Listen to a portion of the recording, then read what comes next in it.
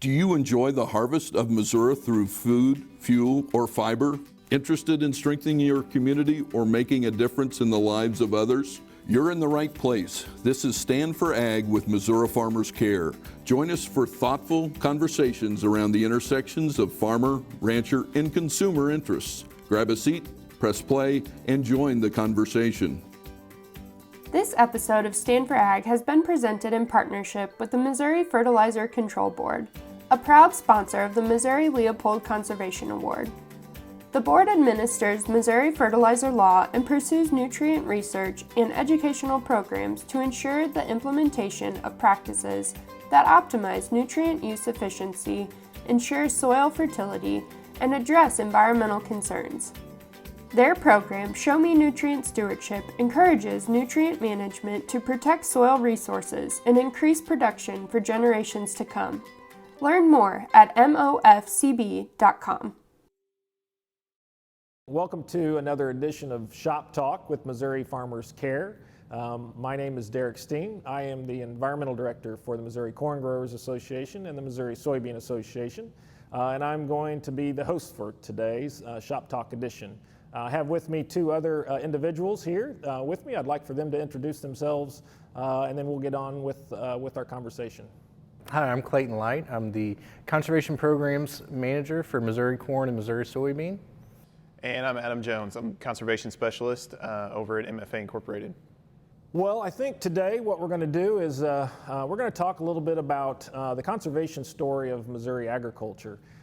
There's a lot that I think would go into this conversation, but I think today, just given time, we're going to kind of focus on two main themes that in my experience we've seen sort of play a big role in conservation, in the conservation space with Missouri agriculture and on our farms across the state. And I think those main themes have really driven the conservation story here in Missouri. I think Missouri farmers and really the greater farm community has a passion for the outdoors. Has a passion for obviously being outdoors, or they probably wouldn't be in the farming business.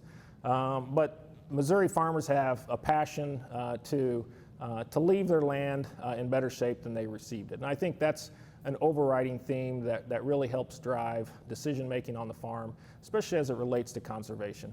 The second major theme that I'd like to talk a little bit about today is the importance and the role that partnerships play in that conservation story in Missouri, and really just how partnerships both with people, organizations, and businesses have helped farmers and helped agriculture here in Missouri be what it is today, and really accomplish a number of great things around soil, water, and wildlife conservation. So those are the two big themes I'd like to have a discussion about today. And so I'll just kind of start by throwing out the question to both Adam and Clayton. In your personal experiences working with farmers here in Missouri, are that first theme about the passion that our farmers have with the outdoors, is that something you've seen and experienced in your work in your positions?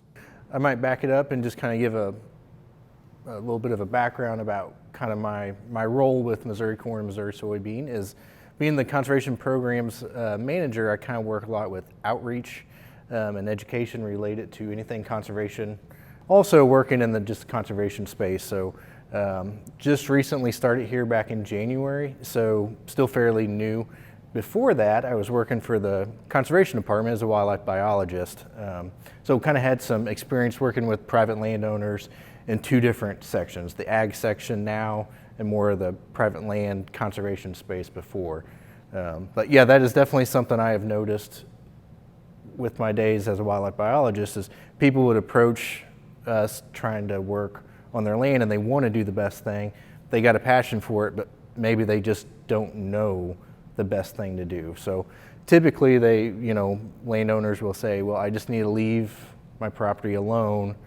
And sometimes that's not the best thing to do. Sometimes you need the disturbance, you need some stuff to stimulate the environment and stuff like that. So on that end, on the ag side of things now, working with Carbon Pilot and working with enrollment, talking to a lot of producers, that's one of the common themes I hear is I'm not too worried about the payment right now. I just kind of want to know more about how this all works. How does carbon go back into the soil? How does all this happen? So it's kind of neat to see that, and you can just see the passion and the drive of people wanting to do better.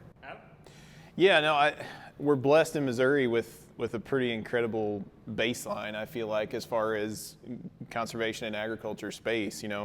I was raised in Northeast Missouri, and we had a little small row crop operation, also raised confinement hogs when I was a kid, and my dad we quail hunted all the time, and so, yeah, I don't want to go too far down this rabbit hole, but I'm sure you guys have heard of like theory of shifting baselines, right? We're only capable of understanding, kind of what we've seen in our lifetime. We're not really capable of going back 3 generations and knowing what Missouri looked like or knowing what the landscape looked like. And I think we've already possibly lost that in some parts of the country, but we're very blessed here in Missouri to have a really good baseline with some incredible natural resources, some incredible natural spaces, just an incredible amount of diversity as you go across the state. And so, even fairly young people are able to see that and know what we've got. And so if you know what you've got, you definitely know what you don't want to lose. And I think that really drives people to understand and appreciate farms and what just the role that agriculture can play in all of these systems, whether it's wildlife management or water quality or whatever. They all work together. It's all the same thing. It's honestly just, spinning it in different ways, really.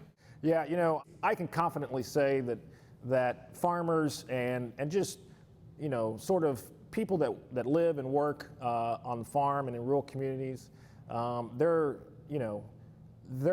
engaged in outdoor activities one way or the other, whether they're working on the farm and raising cattle or raising crops, they're hunting or fishing in Missouri as well. They're enjoying those outdoor spaces. They're enjoying our natural resources.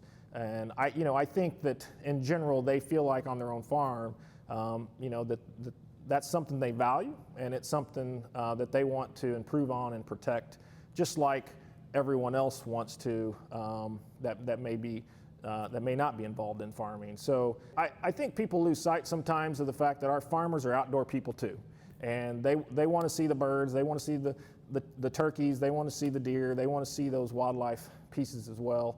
And be able to enjoy them, and that's an important piece I think we often miss when it comes to really what's driving the mindset of our farmers when it comes to conservation. So just thinking about that a little bit, that mentality, that mindset of wanting to leave the land, leave farmland in better shape than they received it.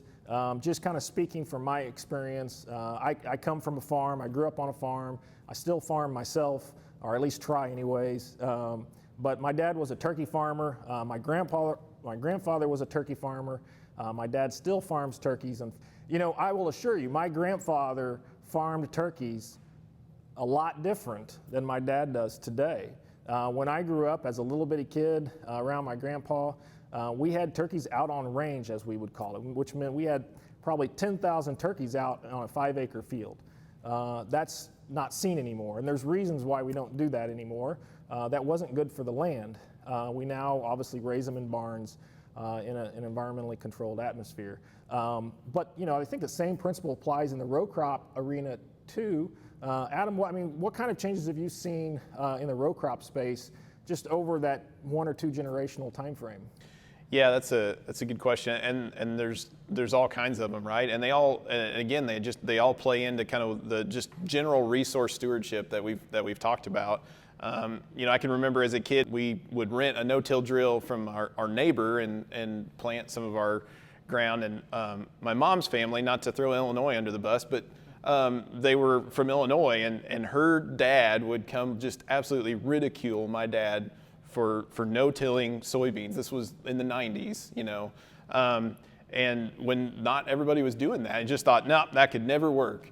And my dad was just so humble. He would never tell him at the end of the year that, our soybeans made just the same as what his did. It just looked a lot different. And so there's some of those principles, and we've perfected those things over the years.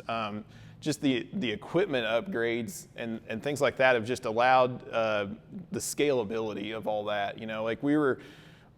I still remember trying to get seed in the ground with that stupid drill that we rented from our neighbor, and it wasn't a great system, right? But I mean, today we've got planter units and things like that can just, deal with all sorts of kind of residue and deal with no-till and deal with harsh conditions and still get a good stand of a cash crop. So I think equipment upgrades is certainly one that plays as far as, just like I said, the scalability of things. But overall, yeah, I think just being more efficient with absolutely everything, and having more data available to us, and knowing more than just kind of observational type things about fields and farms.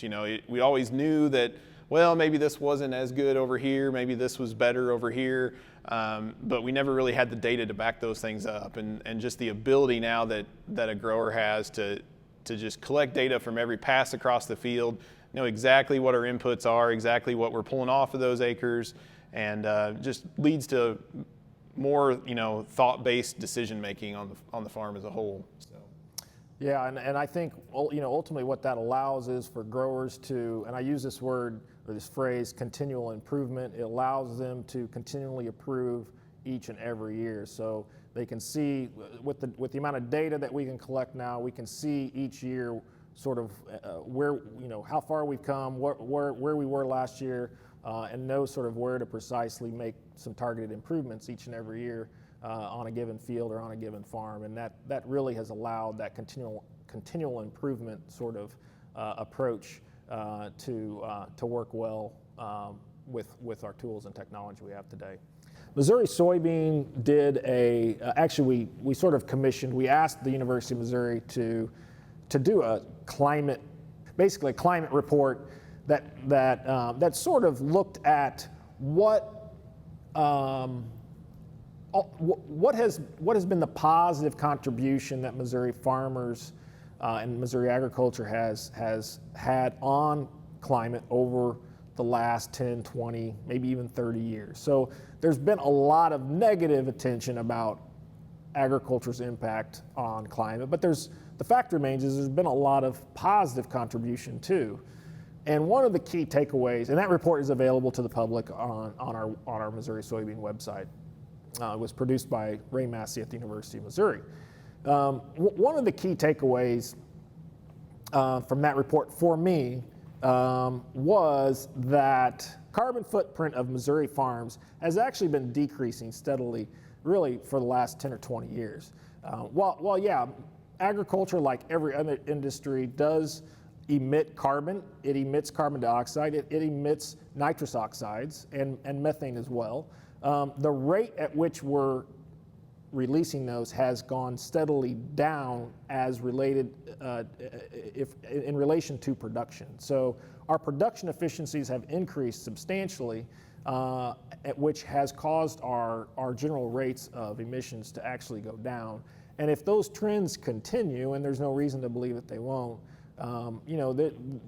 there's quite possible, especially row crop agriculture, to be carbon neutral sometime in the future, where we're sequestering as much carbon as we're emitting sometime down the road. So that's just not a story you hear, and the data is what the data is. I mean, you can't argue with the facts, and I think the University of Missouri did a great job capturing that data in that report. Hey! Do you know a farmer, rancher, or landowner in Missouri who is an outstanding land steward? Consider nominating them for the Missouri Leopold Conservation Award. This $10,000 prestigious award recognizes extraordinary achievement in voluntary conservation and individuals who inspire other landowners through their example. The application deadline is quickly approaching. Make sure to nominate yourself or an individual by Wednesday, June 30th at mofarmerscare.com/LCA.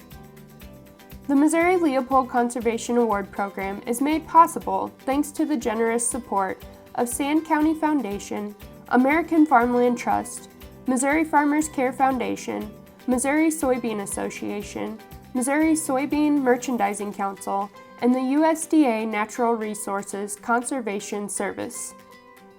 Additional supporters include the Missouri Cattlemen's Association, Missouri Fertilizer Control Board, Missouri Corn Merchandising Council, Missouri Department of Conservation, MFA Incorporated, Missouri Association of Soil and Water Conservation Districts, Association of Missouri Electric Cooperatives, McDonald's, and the Nature Conservancy in Missouri.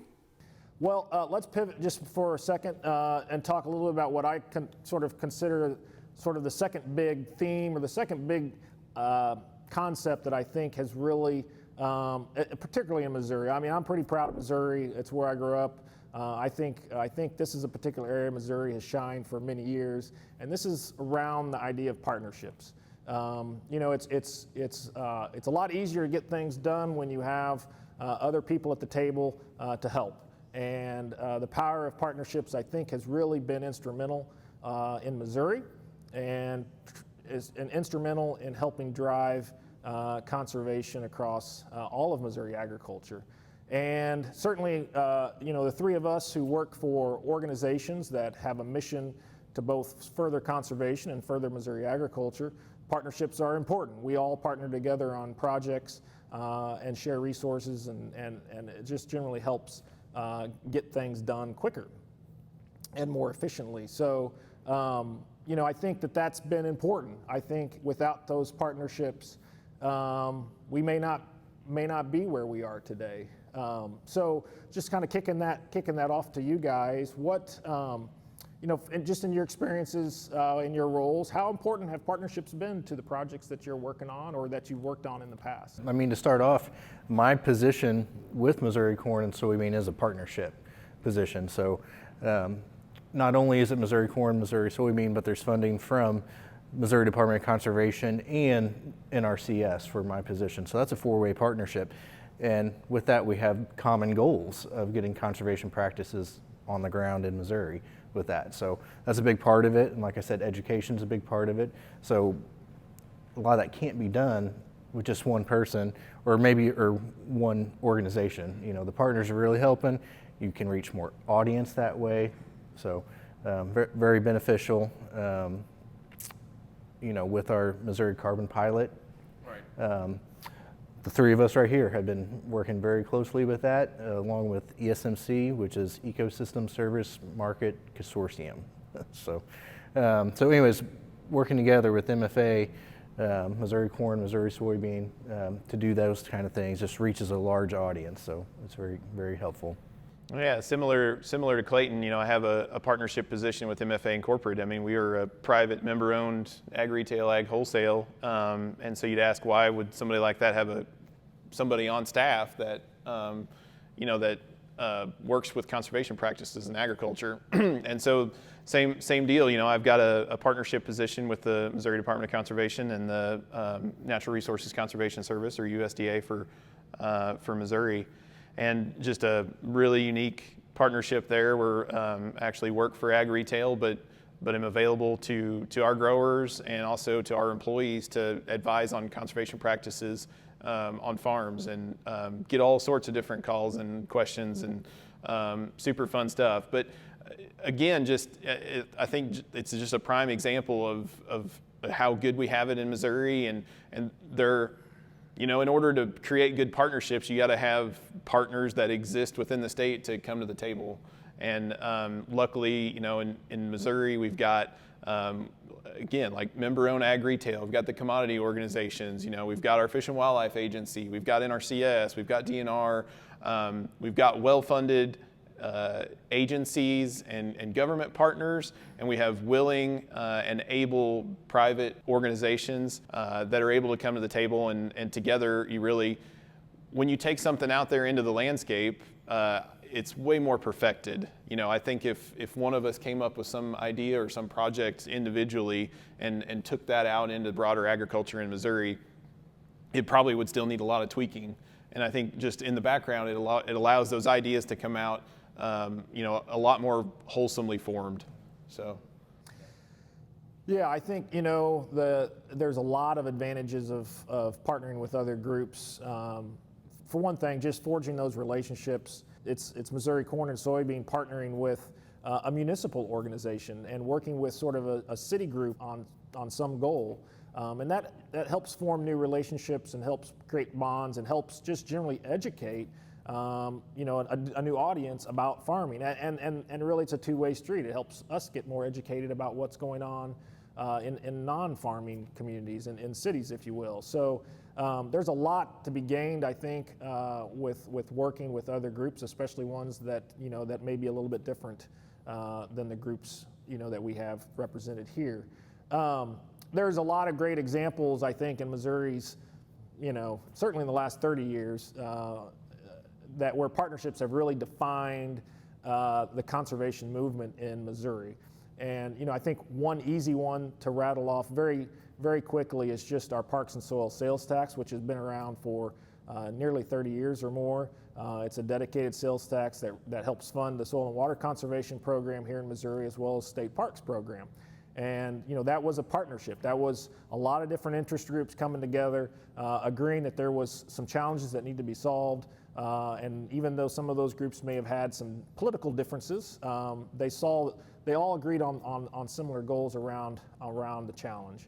And since then, that's been passed by the voters overwhelmingly for a number of times. And it has really helped drive, particularly soil and water conservation practices in Missouri, and been just really a great asset, something other states simply don't have. But there's been other partnerships, and in the wildlife space, it's sort of a similar story, Clayton. So talk a little bit about how the Department of Conservation works and how they have some resources as well. That's really a partnership between landowners too. Yeah, so it's very similar to what you just said. They have a sales tax as well that's voted on, and it's always well received. So for years it's been voted on and passed, and that just kind of shows, like you're talking about, the citizens of Missouri care about conservation, and they want to see those practices done. A lot of that money is used for best land management practices, going out working with private landowners and working with Missouri farmers as well on their property. So ways they kind of spend that. Yeah, and I think just to add on to that a little bit, Missouri's 93% privately owned, and a lot of times farms. And I think from a very, very early on, the Conservation Department realized that if you're going to make any kind of broad scale impact on any wildlife species that we know and love, whether they're consumptive or non-consumptive species, then you're going to have support, and you're going to have to put some habitat on private land throughout the state. And I think they've done a good job in doing that to this point, for sure. Yeah, and so there's a lot of resources. There's a lot of resources out there at the state level to help farmers if they need financial cost share to implement a practice, or just technical assistance. Those resources are available through those agency partners, as well as through a number of organizations like Missouri Corn and Soybean and MFA. Just kind of looking into the future a little bit, maybe both present and then maybe 5-10 years max down the road. That's about as far as I want to predict anyways, down the road, 10 years. Obviously every year comes with its own new sets of challenges in agriculture, and certainly for farmers. The obvious ones, weather and whatnot, are always unpredictable. Though there's also opportunities, though, too, I think, that come around almost every year, and oftentimes the challenges and those opportunities are linked together, sometimes one and the same, depending on how you look at it. So what do you see as just sort of some of the challenges that our farmers here in Missouri are going to face in the next few years? And I say challenges and opportunities here in the next few years that might impact conservation, that might impact stewardship and water quality and wildlife and soil and water efforts that we all have goals around. What do you see?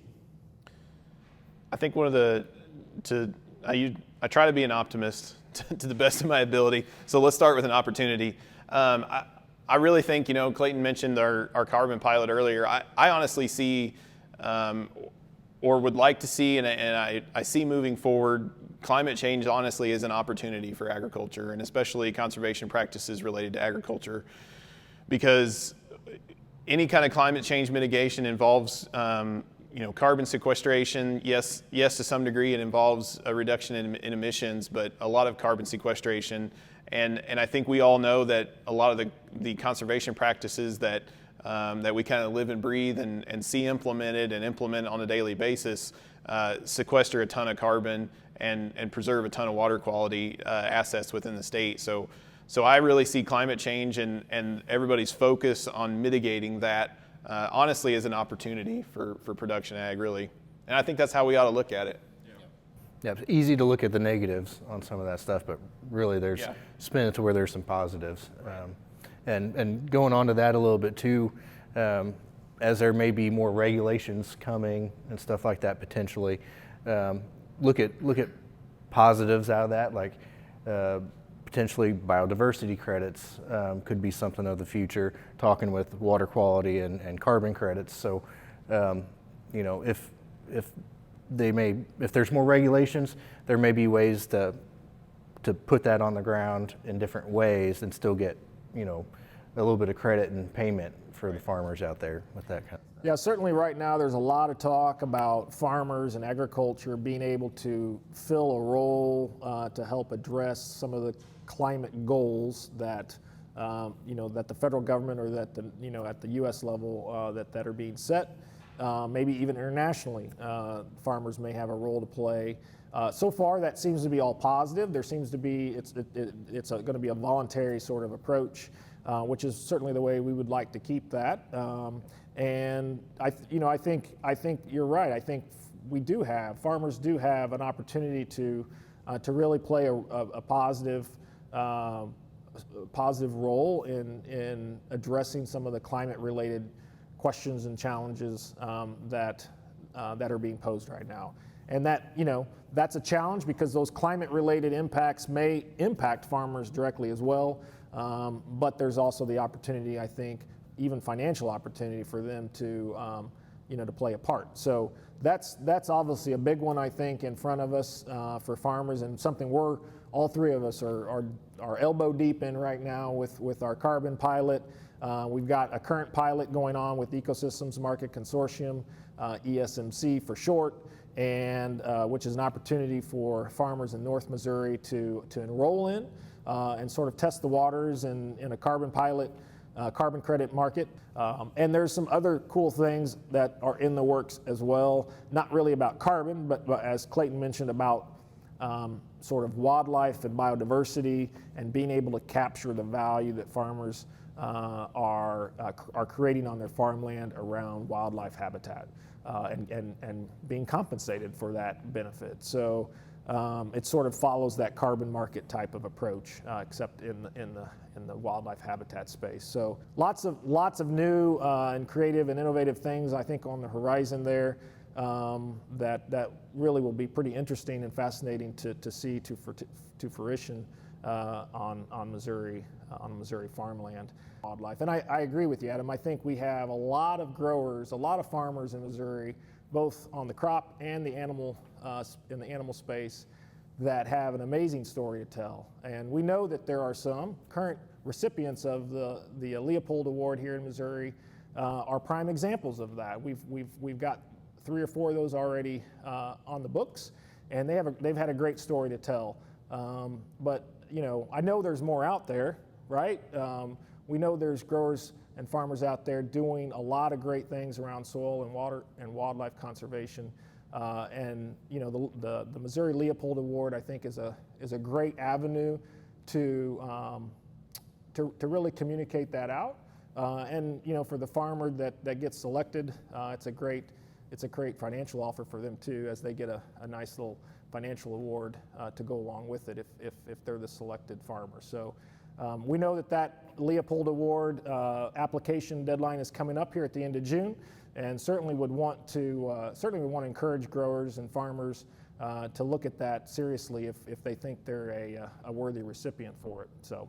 Yeah, and the humility of most folks, I think, plays into that. Nobody wants to nominate themselves, right? So I think that's a big thing for anybody that might be listening. If you know, or if you work with somebody that you think is deserving of this, reach out and grab some other folks that know that person and put an application together. Let's not let's not wait on that person to nominate themselves, because I think most Missourians aren't going to do that. Yeah, agreed. So for farmers that are interested in implementing maybe a new practice or a new management regime that would sort of benefit conservation, what would be your advice to them about how to access that information or get in contact with someone that could help assist? So I just recently this year kind of took over our family farm as operator again, and finding a good mentor, somebody who's willing to text you back at 11 o'clock when you're in the tractor and you have a question, or and those folks are out there for sure. Really being able to glean information from a multitude of partners. There are so many good farmers and ag advisors and these guys, I mean, just all over the state and all over that you run into, and just being able to taking the time to glean information from all those people, and just trying to make it work. It'd be like, okay, well, this year this is what I'm going to do, and make it work. And then, if it doesn't, you tweak from there, kind of in the future. But yeah, there's so many good folks around to model practices and management activities after that. That's the biggest thing. Find people in the know and surround yourselves with those people. I know everybody always starts off with the go to your local NRCS office or whatever and walk in and talk to somebody, and that can work really well, but I think reach out and find, if you're not close to one of us, you could always reach out to one of us and say, hey, I'm in such and such an area, who's somebody good? And that's a good question to ask is, hey, in my area, who's somebody good to talk to? And everybody's going to know, oh, you need to talk to whoever, and they'll give you that contact info. So. Yeah, I would just say that oftentimes the best resource for growers on advice on how to do something better or to implement something different is their own peers. I mean, it's really the other growers that are around them often end up being the best. They're the people that they're going to trust the most for sure, because they're going to know them the best. And when I started with Missouri Corn, almost 7 years ago, 8 years ago, one of my goals when I started was to sort of try and build some grower leadership around environmental and conservation topics. It wasn't that we didn't have it; it's just we needed some more horsepower in that area with our own board members, with our own leadership that could really be mentors and be willing to engage in conversations in their own community and area. And there's been several different programs that we've been able to get our growers and our board members involved in. Soil Health Partnership. We have a water quality monitoring program that we kicked off several years ago. The carbon program now. These are all opportunities for growers to engage in, to learn, and really be models and examples for other farmers that are in their region or in their area. And that's really been very helpful for me, because if I get a phone call from Northeast Missouri from somebody that says, hey, is there somebody I can talk to about XYZ, and I'm gonna be like, yeah, you need to call Tim Gottman.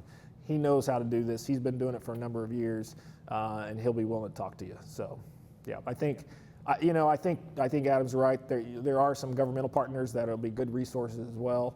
And those guys, the governmental resources often come with some cost share too, which is great.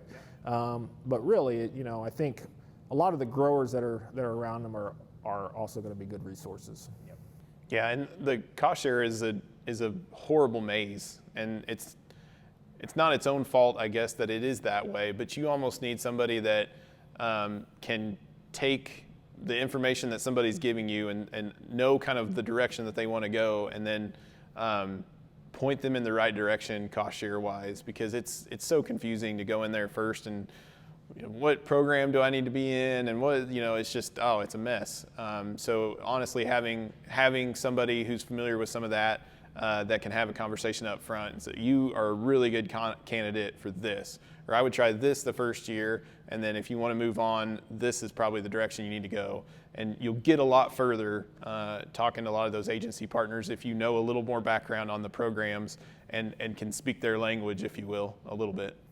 Yes, and reaching out to one of us would be great. Giving us a call, we can put you in contact with somebody potentially in that county that could help out. That's the most fun part of my job, is talking to people. So, yeah.